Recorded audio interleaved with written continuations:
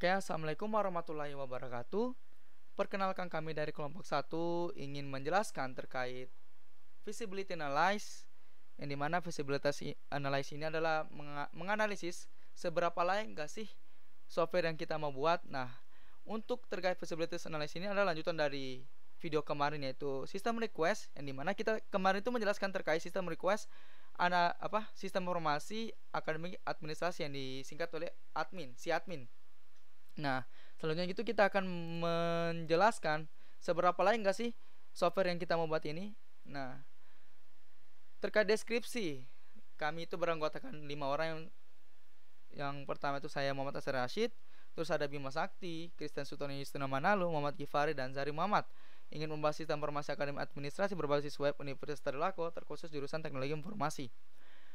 Lanjut yang di bagian pertama, di sini sebenarnya ada tiga bagian untuk visibility analysis. Yang pertama itu technical visibility atau analisis teknis. Yang kedua itu economic visibility atau analisis ekonomi. Dan yang terakhir itu organization visibility atau analisis organisasi. Lanjut yang ke bagian pertama itu adalah technical visibility. Baik, terima kasih. Pertama, technical visibility. Sistem informasi akademik administrasi berbasis web secara teknis memiliki beberapa resiko, yaitu yang pertama, resiko berhubungan dengan kefamiliaran dengan website resiko tinggi. Definisi administrasi JTI tidak memiliki pemahaman yang baik tentang si admin ini. Nah, jika si admin ini tidak memiliki pemahaman tentang website ini, maka website ini akan amburadul atau kacau karena si admin tidak dapat mengelola website ini. Oke, yang kedua, definisi IT.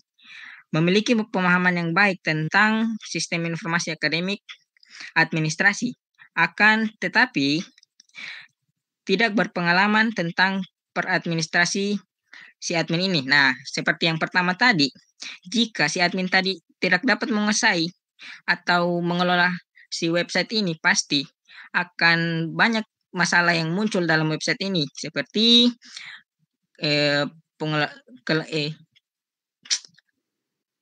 lemahnya security dan lain-lain. Oke, yang kedua, risiko berhubungan dengan kefamiliaran dengan teknologi, risiko sedang. Definisi IT tidak menguasai masalah infrastruktur dan ISP, tetapi akan menyewa konsultan. Nah, jika definisi IT tidak menguasai ISP, maka itu akan kacau karena si IT ini harus menguasai infrastruktur dan ISP dari website tersebut. Oke, yang kedua, divisi IT cukup familiar dengan framework dan ID yang digunakan. Jika divisi IT cukup familiar dengan framework, maka itu akan mempermudah website. Mempermudah website mahasiswa untuk mengakses website tersebut.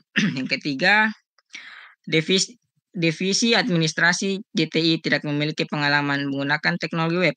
Nah, seperti yang pertama tadi, jika admin dari JTI tidak menguasai teknologi berbasis web, maka itu akan kacau seperti yang pertama tadi, yang saya jelaskan pertama tadi. Oke, lanjut yang ketiga, risiko berhubungan dengan ukuran proyek risiko rendah. Nah, perusahaan memiliki total pegawai 20 orang pengembang. Yang kedua, proyek dikerjakan oleh 10 orang pengembang dengan estimasi waktu sekitar 1 bulan. Nah, estimasi waktu 1 bulan ini cukup lumayan lama lah, karena dikerjakan oleh 10 pengembang atau 10 orang. Nah, yang keempat, kompatibilitas dengan sistem dan infrastruktur yang ada risiko rendah. Sistem pengelola administrasi akademik yang ada sekarang menggunakan open source, jadi sangat kompatibel dengan si admin berbasis web yang akan dibangun pada website atau lingkungan kampus yang ada berada di sekitar.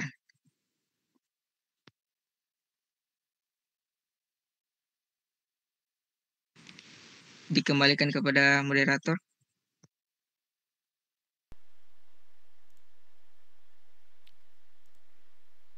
Oke, lanjut di bagian ekonomi visibility. Selanjutnya akan dilanjutkan oleh Bima Sakti. Lanjut ke bagian penghitungannya terlebih dahulu.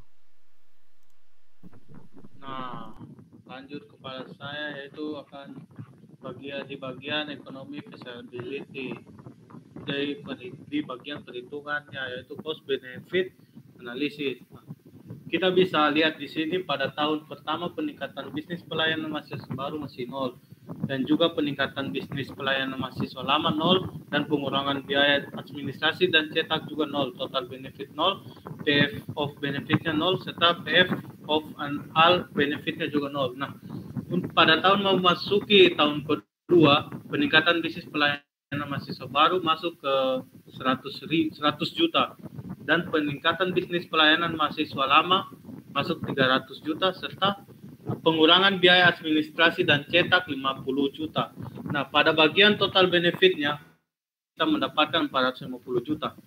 Kita mendapatkan 450 juta tadi setelah kita menambahkan 3 tadi, yaitu peningkatan bisnis pelayanan mahasiswa baru, peningkatan bisnis pelayanan mahasiswa lama, dan pengurangan biaya administrasi dan cetak. Nah, untuk pada tahun yang ketiga, kita mendapatkan peningkatan bisnis pelayanan mahasiswa baru sebanyak 200 juta, serta peningkatan bisnis pelayanan mahasiswa lama 400 juta dan pengurangan biaya administrasi dan cetak yaitu 50 juta. Nah, total benefit yang didapat yaitu 650 juta.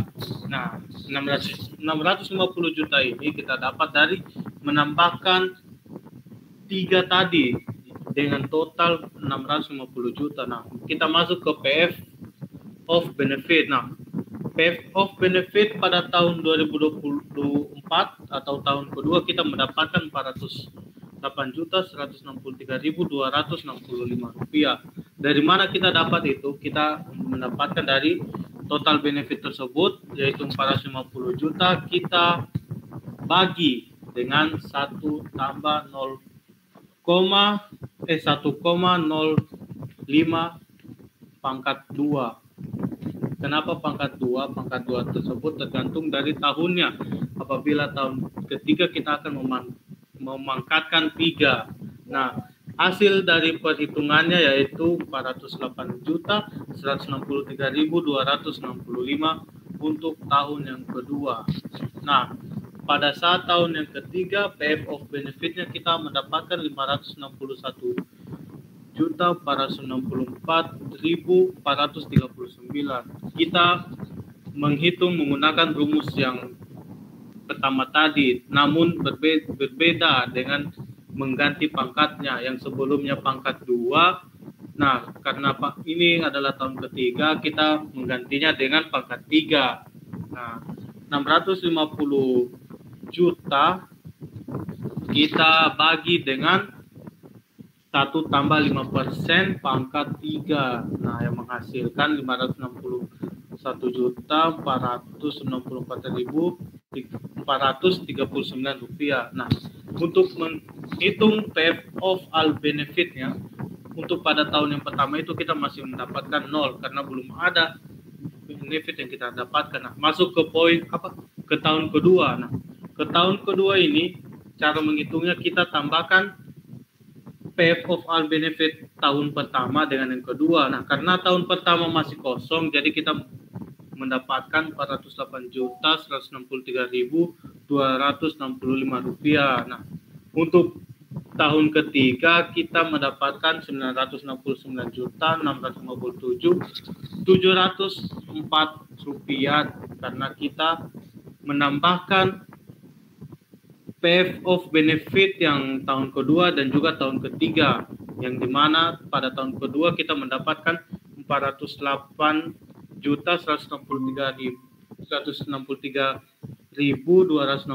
rupiah kita tambahkan dengan PF of benefit pada tahun ketiga yaitu 561.434.439 rupiah yang mendapatkan hasil 969.657.704 rupiah. Nah, untuk selanjutnya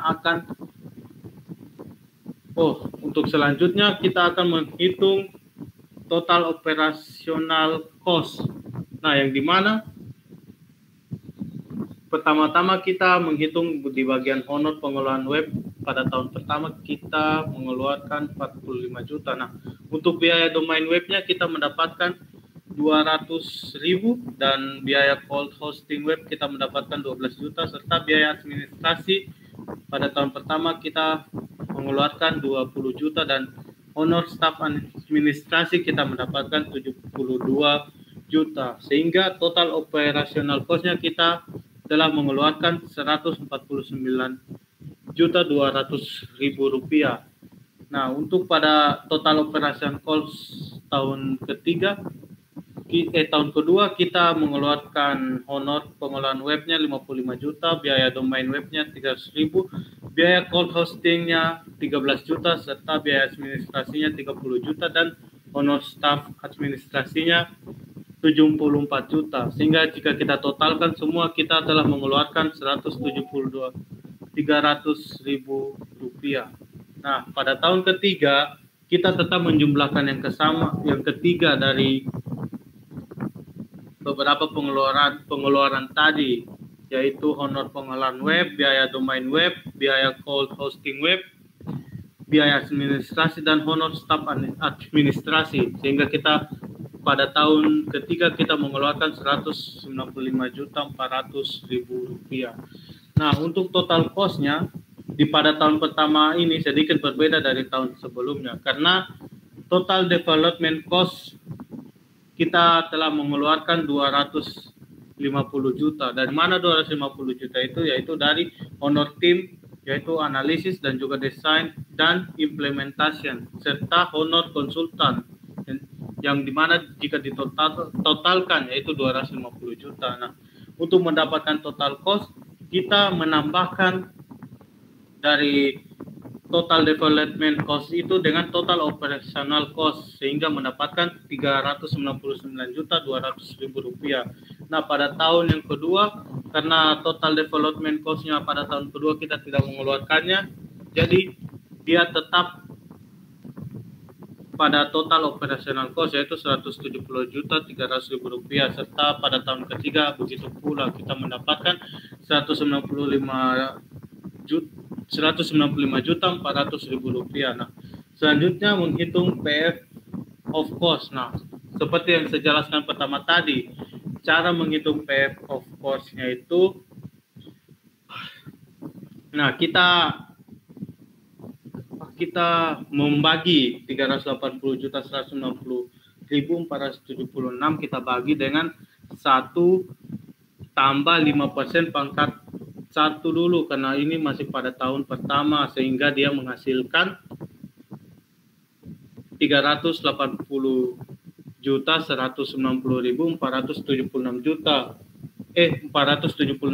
rupiah. Nah, untuk pada tahun yang kedua kita membagi total cost-nya yaitu 172.300 kita bagikan dengan 1 tambah 5% pangkat 2. Nah, kenapa bisa pangkat 2? Karena ini kita menghitung untuk tahun kedua. Nah, yang dimana hasilnya yaitu 156.281.179 dan untuk yang tahun ketiga total cost-nya kita bagi dengan 1 tambah 5% pangkat 3. Nah, yang dimana 195.400.000 rupiah kita bagikan dengan 1 tambah 5% pangkat 3.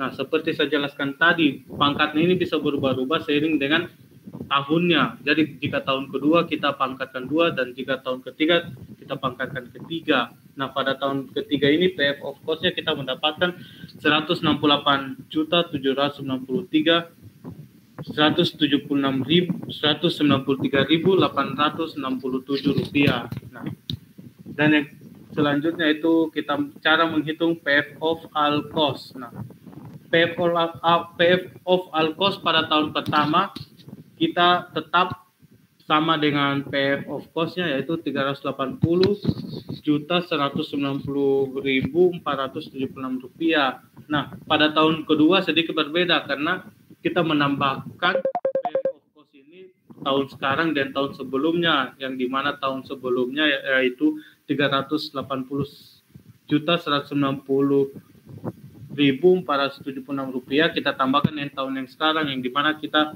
telah mengeluarkan 156.281.179 rupiah. Kita tambahkan tahun sekarang dan tahun sebelumnya, yang dimana akan menghasilkan 536.471.655 rupiah. Begitu juga yang ketiga. Nah, yang ketiga ini kita menambahkan pay of cost-nya di tahun sekarang, yang dimana tahun ketiga dan tahun yang kedua dan juga tahun yang pertama.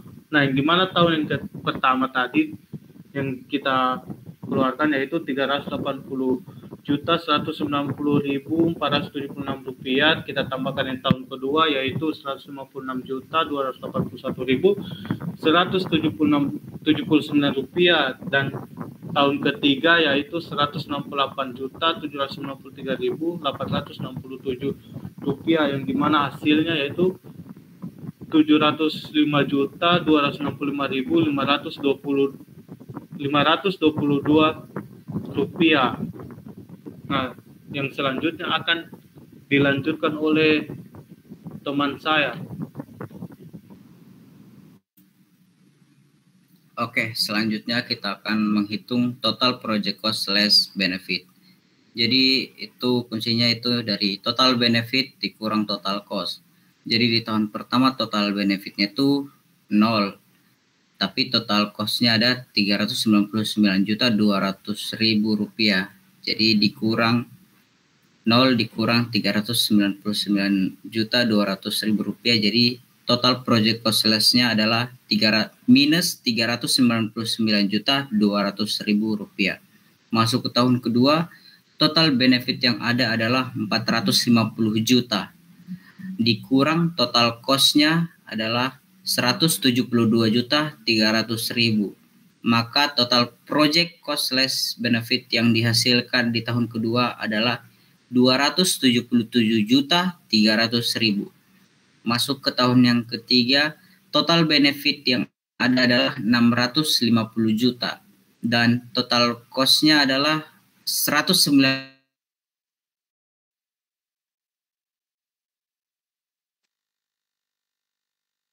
juta dikurang 105.400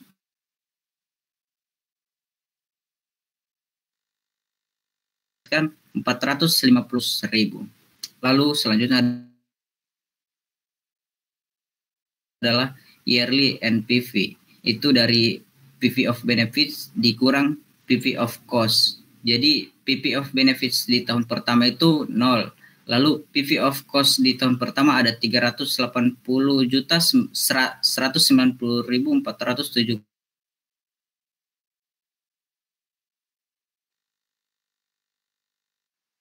rupiah, maka hasilnya yearly NPV-nya adalah minus 380.190.476 rupiah. Di tahun kedua, PV of benefits-nya 408.163.265 rupiah. Dikurang dengan PV of cost di tahun kedua, yaitu 158.281.179 rupiah. Maka yearly NPV di tahun kedua mendapatkan 240.358.387 rupiah. Nah, masuk ke tahun ketiga, PV of benefits-nya dapat 561.494.439 rupiah. Dikurang dengan PV of cost di tahun ketiga, yaitu 168.793.867 rupiah. Maka hasilnya adalah 392.700.572 rupiah untuk tahun ketiga. Nah, masuk selanjutnya kumulatif NPV. Nah, di awal PV of all benefits-nya adalah 0 di tahun pertama, dikurang dengan PV of all costs, yaitu 380.197.476. Maka hasilnya sama dengan kumulatif NPV tahun pertama adalah minus 387.190.476. masuk ke tahun kedua kumulatif NPV-nya, yaitu PV of all benefits tahun kedua yaitu 408.163.265 dikurang dengan PV of all cost di tahun kedua yaitu 536.471.655 rupiah. Maka kumulatif NPV tahun kedua didapatkan minus 139.289 rupiah. Nah, masuk ke kumulatif NPV tahun ketiga, yaitu yang pertama PV of all benefits di tahun ketiga itu sekitar 969.657.704 rupiah dikurangkan dengan PV of all costs-nya di tahun ketiga yaitu 705.265.522 rupiah.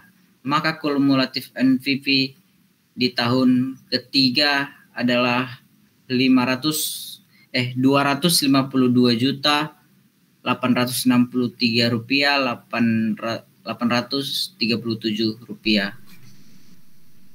Selanjutnya akan disambung oleh teman kita. Oke, karena mungkin teman kita Zari Muhammad ada kendala listrik, jadi mungkin saya lanjut saja di bagian return on investment. Setelah tadi kita menghitung dari biaya benefitnya kita sampai operational cost sampai costnya biayanya kita, lanjut ke bagian ROI. Nah, seberapa lama sih return on investmentnya software ini? Di tahun pertama itu masih 0, jadi kita di sini taruh aja min 100%. Nah, di tahun kedua itu kita mendapatkan ROI sebesar 0,2606 yang dimana kalau dipersenkan itu menjadi 26%. Nah, dari mana sih dapat ini? Dari kumulatif NPV dibagi PV of all cost. Jadi dapatnya ini.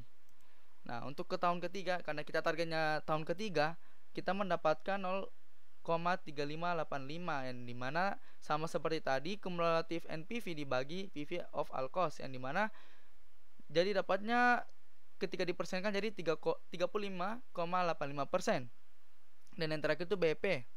Nah, BP ini untuk menghitung seberapa lama sih kita balik modal.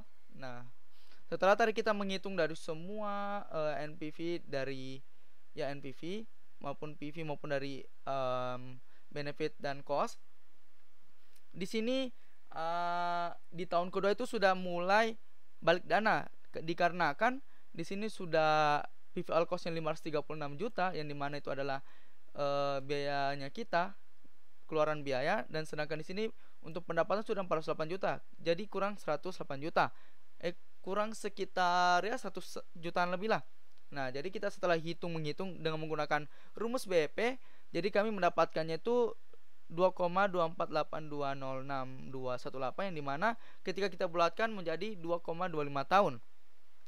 Jadi setelah tadi kita menghitung, kita bisa simpulkan bahwa sistem informasi akademik administrasi memiliki peluang yang baik untuk meningkatkan pendapatan perusahaan yang dimana ROI-nya tadi kita mendapatkan 35%, sekitar 35%, dan juga BEP-nya sekitar 2,25 tahun. Nah, yang dimana total keuntungan setelah 3 tahun adalah 252.863.837 rupiah yang dimana didapat dari kumulatif NPV di tahun terakhir atau tahun ketiga. Itulah tadi hitungan-hitungan terkait economic feasibility. Lanjut ke bagian terakhir, organization feasibility, yang dimana organization feasibility di sini tuh kita menganalisis kelayakan dalam segi organisasi. Nah, dalam segi organisasi ternyata kita lihat di sini resikonya rendah. Nah, kenapa sih resikonya rendah? Karena pengembangan sistem informasi akademik ini tidak terlalu berkaitan terkait organisasi. Jadi kita di sini justru memudahkan lah di bagian organisasi kampus yang dimana ada mahasiswa kan, mahasiswa dosen. Nah, itu memudahkan mahasiswa karena selaras dengan tujuan universitas yang ingin meningkatkan efisiensi administrasi Universitas Tadulako.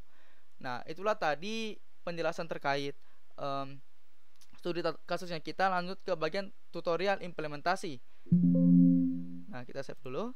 Di bagian ini template saya akan taruh di deskripsi di bawah terkait template-nya. Untuk aplikasinya juga saya taruh di deskripsi di bawah. Saya editnya itu di Enterprise Architecture. Yang pembuatnya adalah Sparks System. Nah, jadi kurang lebih seperti tadi studi kasus yang kami jelaskan. Yang pertama itu adalah judul. Kita tentukan judul dulu. Yailah, kita mau buat sistem informasi apa sih? Kan kita sudah belajar dari sistem request kemarin. Dan lanjut ke bagian sini, gitu. Terus bagian kedua itu deskripsi terkait feasibility analysis-nya kalian. Lanjut ke bagian teknik feasibility. Technical feasibility-nya hampir sama seperti tadi. Resiko-resiko apa saja sih yang akan terjadi ketika proyek ini akan dibuat, gitu. Lanjut ke bagian economic. Economic feasibility ini untuk menghitung keadaan ekonomi, seberapa lama kalian balik modal, seberapa persen kalian mendapatkan keuntungan dan lain-lain. Di sini kalian tentukan atau hitungkan di bagian cost benefit analysis. Dan yang terakhir itu organization feasibility, yang dimana tadi seperti yang saya jelaskan terakhir itu adalah menganalisis kelayakan di bagian segi organisasi. Nah, ternyata di studi kasusnya kami tadi itu kasusnya risikonya rendah, gitu. Jadi untuk pengisiannya itu kurang lebih tadi seperti itu. Di bagian studi kasusnya kami itu tergantung dari kalian, apalagi di bagian economic feasibility. Ini tergantung proyeknya kalian itu seberapa besar, seberapa ribetnya, gitu. Dan terkait technical feasibility ini terkait apa saja sih nanti itu yang berisiko nanti, misalnya dari segi IT-nya mungkin tidak paham ini atau tidak paham itu, terus yang ini juga tidak paham ini, tidak paham itu. Nah, itu kita waspadai supaya softwarenya itu berjalan, namun maksudnya tersampailah, maksudnya bisa digunakan untuk orang lain. Percuma juga kan kita buat tapi nggak dipakai juga kan, gitu. Jadi mungkin itu saja terkait penjelasan terkait feasibility analysis dan juga penjelasan terkait studi kasusnya kami itu adalah si admin. Oke. Mungkin sampai situ dulu video untuk feasibility analysis kami ini. Mohon maaf jika agak lama. Kami dari kelompok 1 terima kasih. Wassalamualaikum warahmatullahi wabarakatuh.